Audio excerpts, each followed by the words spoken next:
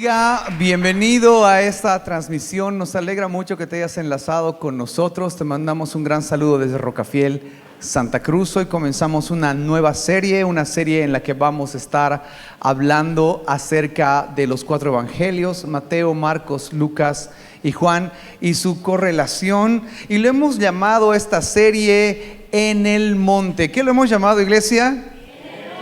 En el monte. ¿Por qué? Porque Jesús básicamente subía al monte para enseñar algo a sus discípulos, y ahí es donde él vació la esencia de su doctrina, la esencia de todo lo que él decidió plasmarlo. Y ya que Jesús enseñaba en el monte e impactó a sus discípulos en el monte, pues nosotros también subiremos al monte y ahí podremos inquirir en su palabra y ser transformados como discípulos de Jesús, así como sus discípulos fueron transformados con su enseñanza. ¿No es así? Entonces, lo interesante de esto es que estará todo basado en el libro de Mateo, pero encontraremos que necesitamos de los 4 evangelios para entenderlo. Así que antes de comenzar, ¿qué tal si oramos? ¿Les parece? Señor, queremos darte gracias en esta hermosa noche. Gracias porque hoy podemos comenzar una serie nueva. Podemos, Señor, inquirir en tu palabra. Gracias por la vida de cada uno de mis hermanos que se ha dado cita a este lugar en una búsqueda genuina de tu presencia. Señor, que las 2 sesiones que vamos a tener el día de hoy sean direccionadas por tu Espíritu Santo para que podamos comprender de una forma clara, Señor, tu evangelio durante todos estos meses que vamos a estar estudiando estos hermosos pasajes. Nuestra oración la elevamos hoy en el nombre de Jesús y todos decimos amén. Si ha traído un cuaderno, anote en el cuaderno estudio de Mateo, o ponga como o en el monte, evangelio de Mateo. Hoy quiero dar la introducción en la primera parte de esta noche. Lo vamos a dividir en 2 sesiones. Al terminar esta sesión vamos a tener 5 minutos de respiro y luego vamos a comenzar una segunda sesión. Cada sesión va a durar aproximadamente unos 40 o 45 minutos, ¿de acuerdo? Así que quiero rogarles que me presten atención al respecto. Se pusieron en la Biblia 4 evangelios.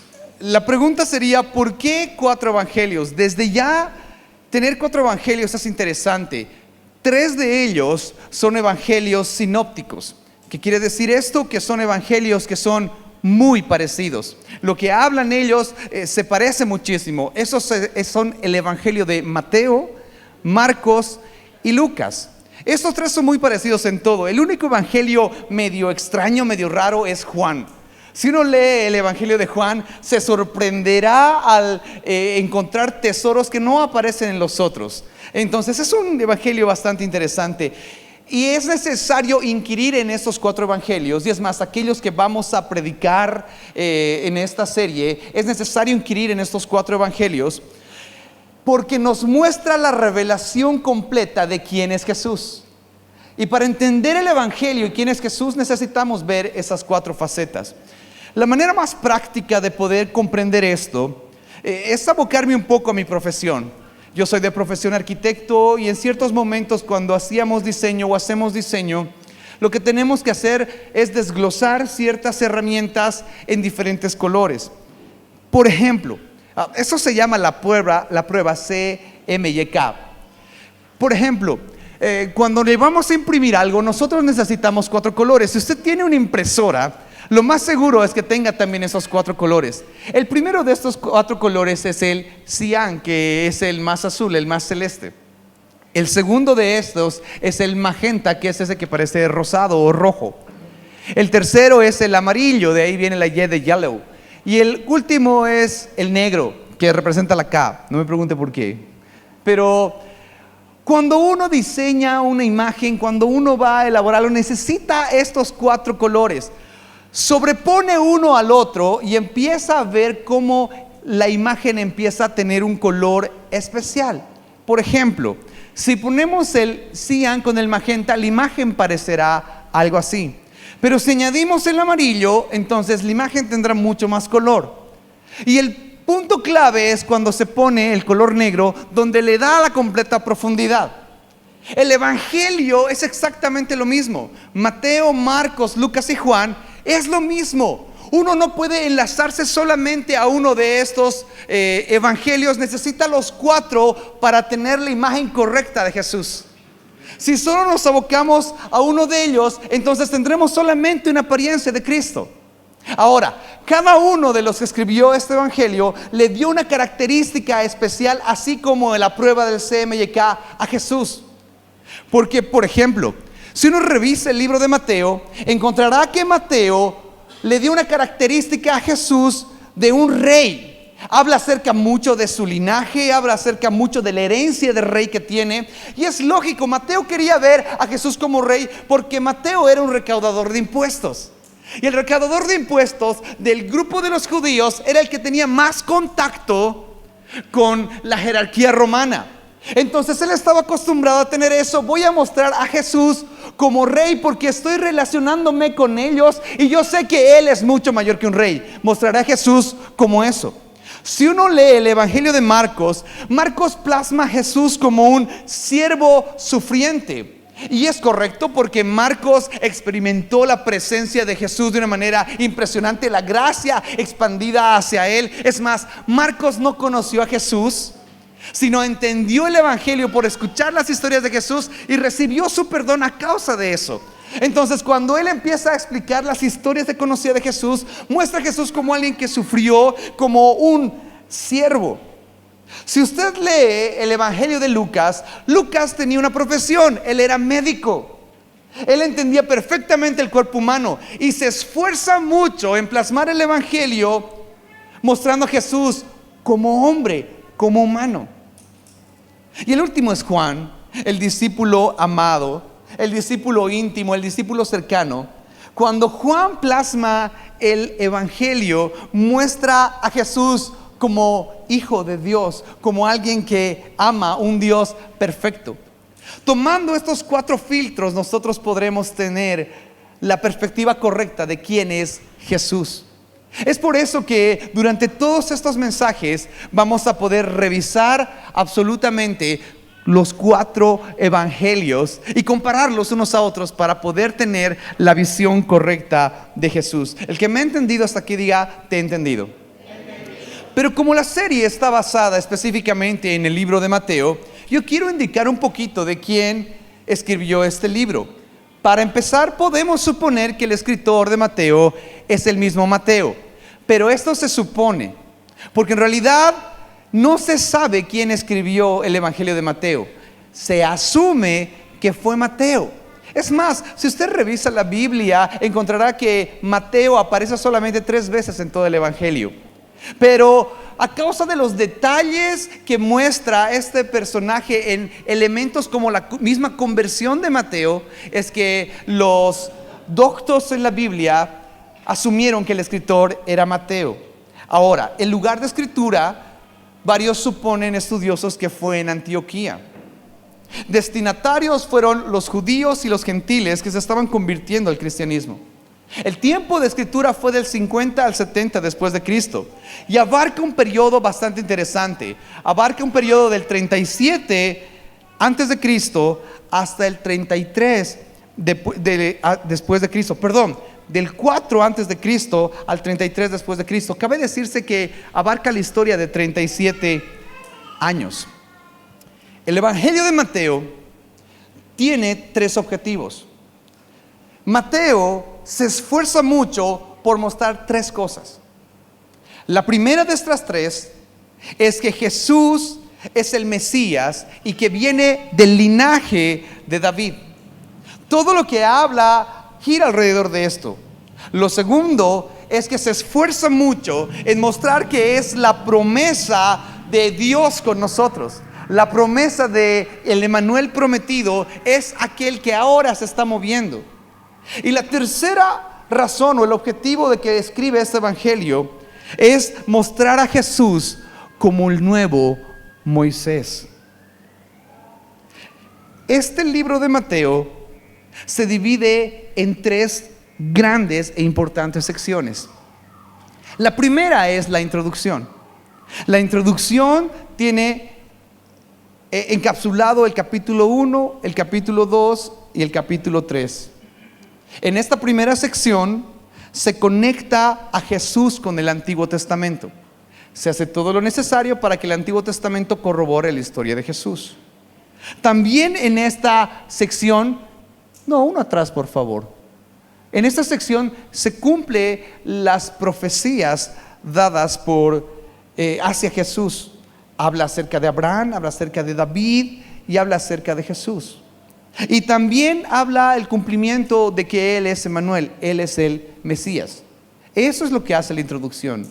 Entonces, cuando usted ve a algún predicador en este lugar hablando acerca de los primeros 3 capítulos, se abocará específicamente a eso, a conectar a Jesús con el Antiguo Testamento, a conectar a Jesús con Abraham, con David, y a conectar a Jesús con las profecías del Antiguo Testamento. Profecías como la que aparece en Isaías capítulo 60, donde habla acerca de Jesús y que reyes magos iban a buscarlo. Profecías como la que aparece en Miqueas capítulo 5, donde hablan que nacerá en Belén. Profecías como la de Isaías capítulo 7, donde habla acerca del nacimiento virginal, Emmanuel, Dios con nosotros. Ahora, una de las razones por la cual se escribió Mateo es porque se quería mostrar un reemplazo de Moisés. Jesús como un nuevo Moisés. Y podemos ver características similares en Moisés y en Jesús. Por ejemplo, que Moisés sale de Egipto, así como Jesús también salió de Egipto. Por ejemplo, que Moisés cruzó el Mar Rojo, así como Jesús fue bautizado en el río Jordán. Moisés pasa por un desierto durante 40 años. Jesús entra al desierto durante 40 días. Moisés recibe la ley en el monte.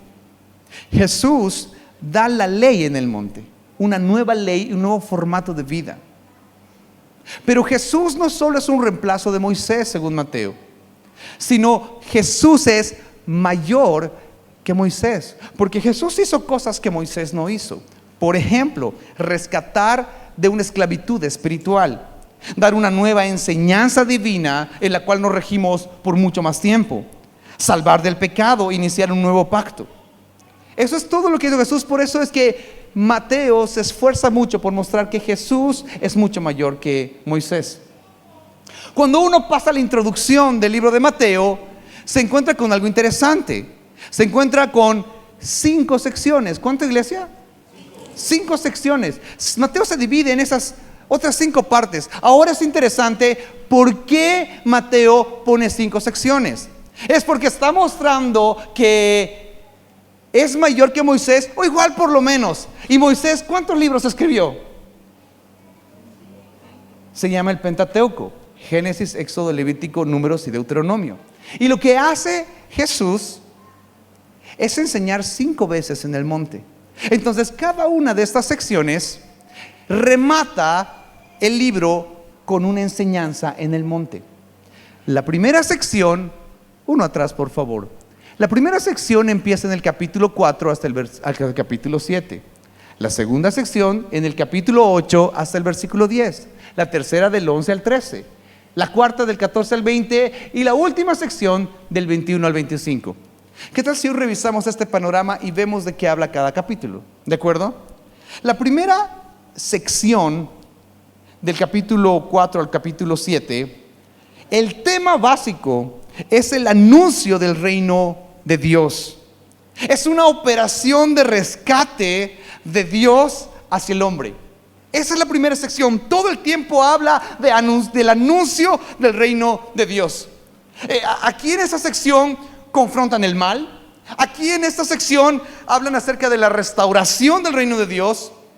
Y lo que hace Jesús es crear una nueva familia. Esta sección remata en un espacio de enseñanza de Jesús, que es el famosísimo Sermón del Monte, desde el capítulo 5 hasta el capítulo 7. En este Sermón del Monte, lo que hace Jesús es enseñar cómo vivir en el reino de Dios. La segunda sección, del capítulo 8 al capítulo 10, habla acerca del reino de Dios en un diario vivir. Ya que en la primera sección ha hablado acerca de que el reino de Dios se ha acercado, en la segunda sección empieza a poner ejemplos de cómo el reino de Dios puede ser algo normal, puede ser algo diario. Es más, allí usted y yo encontraremos 9 historias fascinantes. Las primeras 3 historias es la historia del leproso, la historia de un siervo del centurión, la historia de una madre enferma, y estos 3 son sanados por Jesús. Los siguientes 3 es una tormenta en el mar, es un hombre endemoniado y es un hombre paralítico. Los siguientes 3 es una niña muerta, una mujer enferma que toca su manto y se sana. Son 2 ciegos, es un hombre mudo que es sanado. Lo interesante de estas 9 historias es que primero pasan las 3 primeras y Jesús hace un llamado que dice: sígueme. Luego vienen otras 3 historias y Él dice: sígueme. Y luego pasan otras 3 historias y luego Jesús lo que hace es lanzar una enseñanza. ¿Y cuál es la enseñanza? Anuncia o enseña a sus discípulos cómo anunciar el reino de Dios. Y los envía a los 12 discípulos para que empiecen a mostrar a los demás lo que Él ya ha empezado a vivir. Les enseña y les dice: vayan y muestren qué es el reino de Dios. El reino de Dios son estos. Miren, se está sanando la gente. Y los envía a que estos puedan enseñar esto. Y cuando ellos salen a esto, les enseña cómo lidiar con la aceptación y el rechazo del evangelio. Así que se encuentra con una persona que va a predicar en esa sección, encontrará estos temas. La tercera sección, del capítulo 11 al capítulo 13, habla acerca de la respuesta de la gente al reino de Dios. Porque ya los discípulos han salido y han empezado a hablar acerca del evangelio. Entonces se hizo mucho más público. La gente tiene que responder a lo que hicieron los discípulos. Y en esta respuesta la gente encontramos 3 cosas. La primera es la respuesta del pueblo. La respuesta del pueblo es positiva. Dicen: sí, Jesús es el Mesías. Jesús es el Mesías. La segunda es la respuesta de los neutrales. Por ejemplo, Juan el Bautista: ¿será Jesús el Mesías? Pregúntenle si Él es el Mesías o esperamos a otro. ¿Recuerdan esa parte? Y el tercer gran grupo son los de la respuesta negativa. Los líderes que decían: no, Jesús no es el Mesías. Los fariseos y los que tenían poder en ese tiempo. Son las 3 respuestas que uno encuentra en este lugar. Y Jesús remata esta tercera sección también con una enseñanza. Y la enseñanza que tiene son las parábolas en el capítulo 13, que son parábolas del reino de Dios. La cuarta sección es interesante porque empieza en el 14, termina en el 20, y ahí se plasman las diferentes expectativas de la gente hacia el Mesías. Está la reacción de los judíos, está la reacción de los no judíos, está la reacción de los fariseos. Y tantas reacciones hay de los judíos, de los no judíos y de los fariseos, que Jesús se voltea a sus discípulos y dice: ellos opinan muchas cosas, pero ustedes, ¿quién dicen que soy yo? Y ahí está la respuesta de la gente hacia el reino. Y ahí está la gran revelación que recibe Pedro. Y cuando está pasando todo eso, Jesús cierra esta sección con otra enseñanza. Y la enseñanza habla acerca del reino mesiánico, de cómo se va a forjar el reino en un futuro, sabiendo que el Mesías es rey. Ahora, ahí habla acerca de honor en el servicio, que es algo que en ese momento no se veía, porque ellos estaban esperando un Mesías, que sea un rey. Pero él decía: para ser rey primero les voy a servir. El honor en el servicio hablaba acerca de que si existe algo que te hicieron en contra tuyo, tienes que perdonar. Sí, y hablaba acerca de que la riqueza que conlleva el despojarse de las cosas.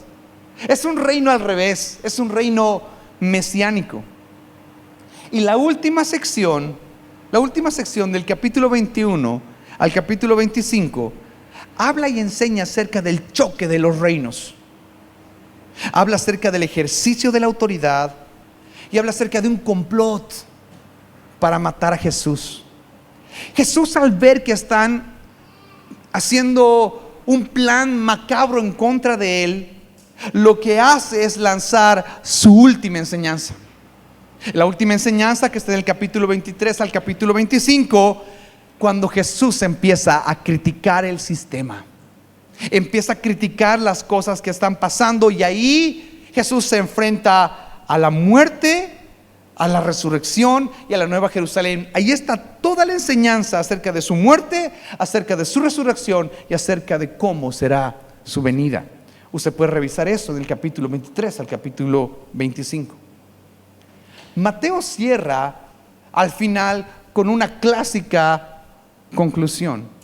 La conclusión está puesta del capítulo 26 al capítulo 28, donde lo que hace Jesús es hablar acerca de la Pascua, y cambia el principio de la Pascua para mostrar que ahora el pan es su cuerpo y el vino es su sangre, y ya no será más la Pascua, sino será la cena del Señor.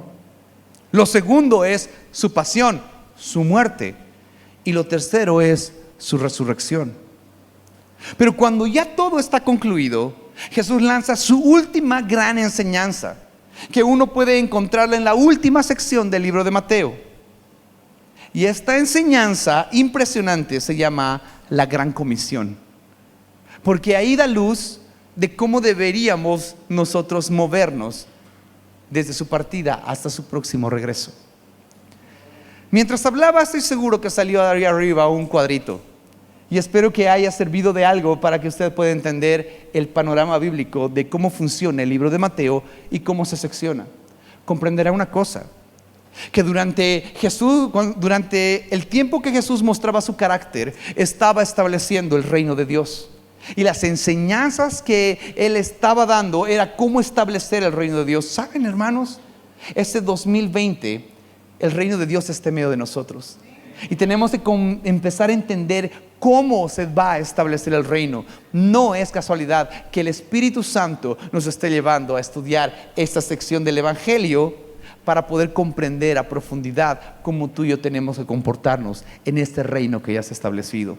No existe mejor manera, no existe mejor forma de comprender el reino de Dios que abocándonos a entender el Evangelio de Mateo en su panorama bíblico. El que me ha entendido hasta aquí, diga: te he entendido. Y para darnos ánimo y despertar a aquel que se durmió, vamos a dar un aplauso a Jesús.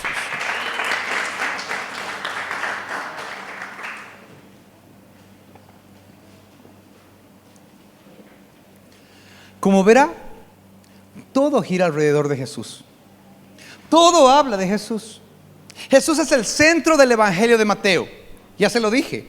Aparece el nombre Mateo solamente 3 veces en todo este libro, porque Jesús lo que hace es mostrar a Jesús. Antes de empezar a estudiar el primer capítulo de Mateo, lo que deberíamos preguntarnos es: ¿y quién es este Jesús? Es más, deberíamos tener la capacidad de responder: ¿qué es este Evangelio? Entender de quién vamos a hablar durante todos estos meses específicamente. Pablo entendía bien lo que tenía que suceder. Es por eso que para responder esta pregunta, que puede parecer sencilla, de quién es Jesucristo, de quién es Jesús, quiero abocarme a una sección que está en una de las cartas de Pablo, escrita a la iglesia en Colosenses capítulo 1, versículo 12. Es interesante porque el libro de Colosenses es muy parecido a la carta de Efesios. En Colosenses y en Efesios, lo que hace Pablo es escribir una oración en su primer capítulo, y en este caso no es la excepción. Del versículo 1 al versículo 15 del primer capítulo de Colosenses, lo que hace Pablo es orar. Inmediatamente después de orar, lo que hace Pablo es hablar acerca del Padre. El versículo 12 dice esto: con gozo dando gracias al Padre, que nos hizo aptos para participar de la herencia de los santos en luz, el cual nos ha librado de la potestad de las tinieblas y trasladado al reino de su amado Hijo. Y aquí Pablo empieza a hablar acerca ya no del Padre, sino del Hijo. Y luego dice el versículo 14, hablando ya no del Padre, sino del Hijo, en quien tenemos redención por su sangre, el perdón de pecados. Aquí habla acerca de un reino que no es del Padre, es un reino que es del Hijo, de su amado Hijo. A partir del versículo 15, lo que va a hacer Pablo es hablar acerca de Cristo, hablar acerca de Jesús. Y ahí empieza a explicar quién es Jesús. Porque el versículo 15 dice lo siguiente: Él es, hablando del Hijo, Él es la imagen del Dios viviente, el primogénito de toda creación, porque en Él fueron creadas todas las cosas, las que hay en los cielos y las que hay en la tierra, visibles e invisibles, sean tronos, sean dominios, sean principados, potestades. Todo fue creado por medio de Él y para Él. Y Él es antes de todas las cosas, y todas las cosas en Él subsisten. Él es la cabeza del cuerpo, Él es de la iglesia, Él es el principio, el primogénito entre los muertos, para que en todo tenga la preeminencia, por cuanto agrada al Padre que Él habitase toda la plenitud, y por medio de Él reconciliar consigo todas las cosas, así que las cosas que están en la tierra como las que están en los cielos, haciendo la paz mediante la sangre de Jesús. Aguánteme unos versículos más. Dice así: y a nosotros también, que eran en otro tiempo extraños y enemigos en vuestra carne, haciendo malas obras, ahora os ha reconciliado en su cuerpo de carne por medio de la muerte, para presentarnos santos y sin mancha, irreprensibles delante de Él. Si en verdad permanecemos fundados y firmes en la fe, y sin movernos de la esperanza del evangelio que habéis oído, el cual se predica en toda la creación que está debajo del cielo, el cual yo, Pablo, fui hecho ministro. En esta compleja sección, pero puntual, Pablo lo que hace es identificar 9 características de quién es Jesús. Cualquiera de estas 9 características bíblicamente pueden ser correctas. Si cuando alguien le pregunta ¿quién es Jesús?, usted responde con una de estas 9 frases, la Biblia le avala. Porque Pablo, cuando hablaba acerca del Hijo a los colosenses, hablaba de esta manera. Los 9 títulos o las 9 cosas que uno puede decir de quién es Jesús están acá. La primera: Él es la imagen del Dios invisible. Jesús es el primogénito de toda la creación. Jesús es el que es antes de todas las cosas. Él es superior que todo. Es la cabeza del cuerpo, su iglesia. Él es el principio, el primogénito de entre los muertos, el que tiene toda la plenitud. Él es el reconciliador. Cuando uno se aboca a la característica de quién es Jesús, y solamente por ejemplo, quiero mostrarles solamente un pincelazo muy rápido antes de irnos al receso de los atributos de Él. Por ejemplo, el primer punto decía: Él es la imagen del Dios invisible. Diga conmigo: la imagen del Dios invisible. Pablo ya escribió sobre esto. Pablo en 2 de Corintios capítulo 4 nombró y dijo lo siguiente: en los cuales el Dios de este siglo cegó el entendimiento de los incrédulos, para que no les resplandeciera la luz del evangelio de la gloria de Cristo, el cual es la imagen de Dios. Uno de los diccionarios bíblicos más interesantes que puedo alcanzar a tener en mi estudio bíblico, el diccionario expositivo de las palabras del Antiguo Testamento, exhaustivo de Vine, define esta sección de la siguiente manera: Jesús es la representación visible y manifestación de Dios a los seres creados. Me parece interesante y creo que es una explicación muy precisa. Jesucristo, la representación visible y la manifestación de Dios a todos los seres creados. Quien conoce a Dios, o aquel que quiere conocer a Dios, tiene que conocer a Jesús. El que quiere comprender quién es Dios tiene que ver a Jesús. Si vemos a Jesús, sabremos cómo es Dios. ¿Quieres conocer al Padre? Conoce a Jesús. Eso es lo que está diciendo esa sección. Es más, Jesús lo dijo. Juan capítulo 14 versículo 6. Jesús le dijo: yo soy el camino y la verdad y la vida, y nadie viene al Padre sino por mí. Si me conocieran, también a mi Padre conocerían, y desde ahora le conocen porque le habéis visto. Iglesia, Jesús es la imagen de ese Dios invisible. Y lo interesante es que sus discípulos lo han estado viendo y no lo han llegado a comprender. Por eso uno se encuentra con un Felipe en el versículo 8, donde le dice: Señor, muéstranos al Padre y nos basta.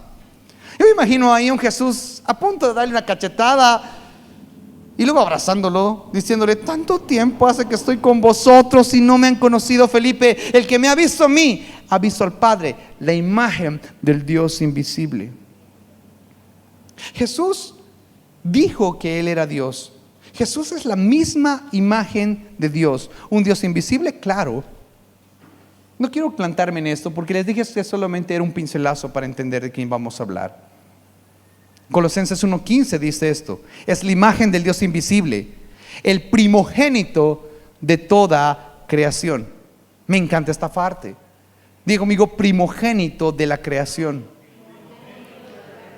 Y esta palabra ha generado mucha polémica para muchos que les gusta agredir a la palabra de Dios o al cristianismo, porque muchos abrazan esta palabra diciendo, viste, Jesús es una creación de Dios, cuando nada más lejano a esto. Porque la palabra primogénito viene de una palabra en griego que es la palabra prototokos. Diga conmigo, prototokos. Prototokos es la derivación de dos palabras. La primera es protos, que significa antes, enfrente, delante de, el primero, en nobleza, primero, principal, influyente, el mejor. Eso es la palabra protos. Y tikto, que significa producir para dar a conocer. Una traducción más precisa de la palabra prototokos sería una prioridad y preeminencia sobre todo. En este caso, Él es el primogénito de la creación. Él tiene prioridad sobre la creación y preeminencia sobre la creación. No es la primera creación, Él es la prioridad de ella. No fue creado, es la prioridad. De Él vamos a hablar. Me encanta la Nueva Traducción Viviente que toma este mismo versículo porque es mucho más precisa al original. Dice lo siguiente: Cristo es la imagen visible del Dios invisible. Él ya existía antes que las cosas fueran creadas y es supremo sobre toda la creación. Si Jesús fuera una creación, la Biblia tendría una ligera contradicción con el versículo 16, porque la Biblia dice luego en el 16, porque en Él fueron creadas todas las cosas. Jesús es el mismo creador. Juan 1:6 dice esto: todas las cosas por Él fueron hechas, hablando de Jesús, y sin Él nada de lo que ha sido hecho fue hecho. Por eso seguramente 1 Corintios capítulo 8 versículo 6 avala esto: para que todos nosotros, sin embargo, solo hay un Dios, el Padre, del cual proceden todas las cosas, y nosotros somos para Él, y un Señor Jesucristo, por medio del cual son todas las cosas, y nosotros por medio de Él. Entonces, cuando usted escucha a un predicador que se para en este lugar, en toda esta serie, y habla acerca de Jesús, tiene que entender que está hablando directamente de Dios, la parte visible de Dios y del cual surge todas las cosas. Yo no puedo preguntarte, ¿todas las cosas? ¿Qué es todas las cosas? Y el mismo pasaje de Colosenses capítulo 1 en el versículo 26 dice cuáles son todas las cosas: las que están en los cielos, las que hay en la tierra, las visibles, las invisibles, tronos, dominios, principados, potestades. Todo, absolutamente todo. Y es más, Él es el destino de que ellos hayan sido creados. De que los cielos hayan sido creados es el destino. Él es el origen. La tierra, lo que se ve, lo que no se ve, los tronos, cualquier gobierno, cualquier principado, cualquier autoridad gira alrededor de Él. Él es el centro. Por eso somos nosotros una iglesia cristocéntrica. Ese pasaje en el 16 dice: porque en Él fueron creadas. Más abajo dice: por medio de Él. Y más abajo dice que para Él son todas estas cosas. Él es el centro de todo. Y aquí aparecen preposiciones. Preposiciones como en Él, por medio de Él y para Él. Muy parecido a lo que parece Romanos capítulo 11 versículo 36. Porque de Él y por Él y para Él son todas las cosas. A Él sea la gloria por los siglos de los siglos. Quiero cerrar esta primera sección poniendo esta antesala de quién vamos a hablar. De que no es un simple humano, de que vamos a hablar específicamente de esa identidad de Dios, lo cual conlleva respeto, lo cual conlleva honra. Es más, la Biblia dice que es a tal nivel el dueño de todo y para Él es todo, que el Salmo 24:1 dice: de Jehová es la tierra y su plenitud, el mundo y los que en él habitan. Si usted y yo tenemos vida hoy, le pertenecemos a Dios. Yo sé que no es domingo, sé que es estudio bíblico, pero permítame decirle una cosa: tú eres de Dios, yo soy de Dios. Y un día Jesús Lo visible de Dios dijo: den al César lo que es del César y a Dios lo que es de Dios. Tú eres de Dios. Y si me estás escuchando o estás viendo este video, si no has entregado tu vida a Dios, le estás robando a Dios. Y no voy a hablar de diezmos, no se asusten. Le estás robando a Dios porque la Biblia dice que eres de Dios. Y si no has entregado tu corazón a Jesús, le estás robando el corazón que es de Él. Checas el nivel de la persona que vamos a hablar, porque yo entiendo que muchas veces nos han hablado de Jesús como que sí, Jesús está en la puerta del corazón, ábrele la puerta del corazón, porque si no le abres, ya pues ábrele, pobrecito, déjale entrar en tu corazón, está ahí, por favor. No. Él es Dios, Él es soberano, y de Él es quien estamos hablando. Es más, me fascina cómo cierra esa sección, porque luego salta el versículo 19. Voy a saltar el 17 y el 18 porque ya lo hemos leído, pero el 19 dice esto: por cuanto agradó al Padre. Ahí está Pablo hablando de Jesús, ¿no es verdad? Y luego salta de nuevo a hablar acerca del Padre. Dice: le agradó al Padre que en Él habitase toda la plenitud, por medio de Él reconciliar consigo todas las cosas, por medio de Él hacer paz. Al Padre le plació, le gustó que en Él esté encerrada la plenitud, así como dice Colosenses en el capítulo 2, el versículo 9, que en Él habita corporalmente toda la plenitud de la deidad. Al Padre le agradó estar en Jesús. Entonces, no fue simplemente un hombrecito expuesto a pasiones, es Dios mismo dentro de Él. Le plació a Dios estar en ese cuerpo. Al Padre le agradó que por medio de Él se reconciliaran todas las cosas, y por medio de Él arreglar todo. Y termina esta sección así, y cerramos de esta manera esta parte. Y a vosotros también, que eran en otro tiempo extraños y enemigos en vuestra mente, haciendo malas obras, ahora os ha reconciliado en su cuerpo de carne por medio de la muerte, para presentarnos santos y sin mancha e irreprensibles delante de Él. Si en verdad permanecéis fundados y firmes en la fe, y sin movernos de la esperanza del evangelio que habéis oído, el cual se predica en toda la creación que está debajo del cielo, del cual yo, Pablo, fui hecho ministro. Aquí está hablando de un grupo de gente que ha comprendido de quién se va a hablar. Y experimentar ese entendimiento, esta verdad, nos hace y nos obliga a estar firmes en la fe del evangelio. ¿Qué evangelio? Pues todo lo que vamos a hablar estos meses. Por eso necesitamos comprender en esencia el evangelio. ¿Qué tal si hacemos esa prueba que les dije en un principio? La prueba del CMYK. Y empezamos a ver todos estos evangelios para encontrar realmente el evangelio de nuestro Dios y fortalecer nuestra fe de esa manera. ¿Algún amén? Fin de la primera sección. Vamos a dar un aplauso a Jesús.